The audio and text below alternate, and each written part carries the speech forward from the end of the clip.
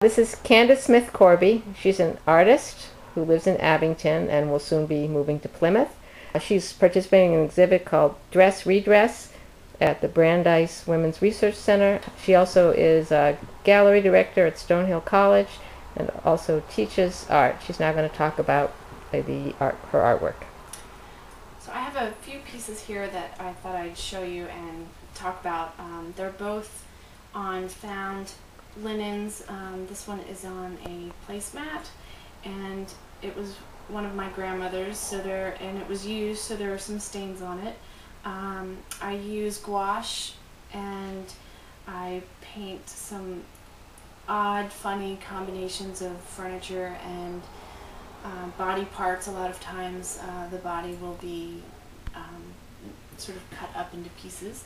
And this one is called Look at Me While I'm Talking to You, and it has a woman's arm pointing to the other chair with a man's arm on it, and it sort of references the relationship of listening and how it's a two-way street, but a lot of times one is usually talking more than the other.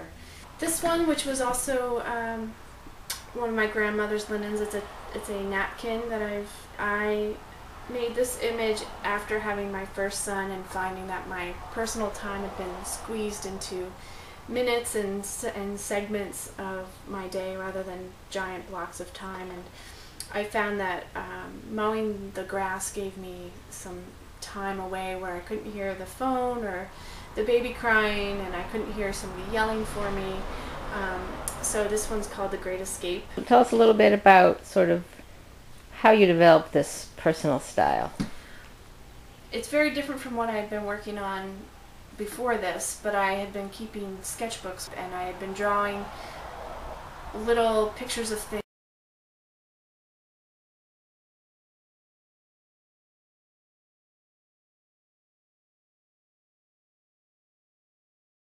Some images of 17th century women where, sort of Marie Antoinette, I guess that's 18th century, would have these wigs with things piled into them, and making the wigs more outrageous and elaborate to define them as even more beautiful and more outrageous and more interesting.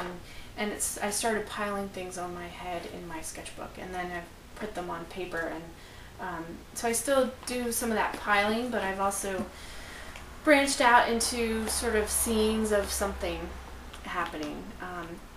But that little bit of that outrageousness, I think, kind of comes in there. I notice you have a piece over there that has some piling. Can you show that? Sure. So this is a double self-portrait where I have my back to myself and I have a tray balanced on top and birds on top of it, and I'm using the pre-printed doily pattern as part of my design. So I imagined it as a tree with birds in it, and it's called If I Were a Bird, and sort of daydreaming about being somewhere else. There's one of the works in the Brandeis show. You can tell us about that one, which has the woman with the many things piled on her head and the cakes dripping.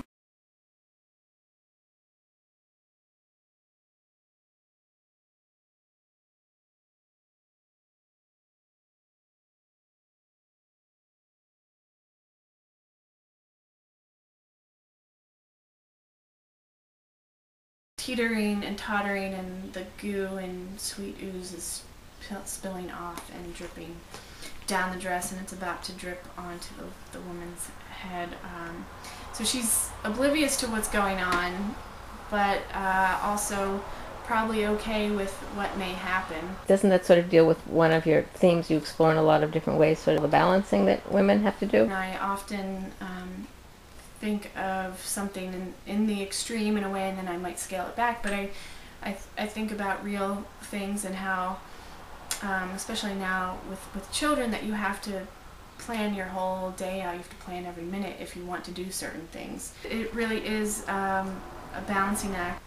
Think about all the stuff we have in our lives, in my life, and how if I had to physically carry it all at the same time.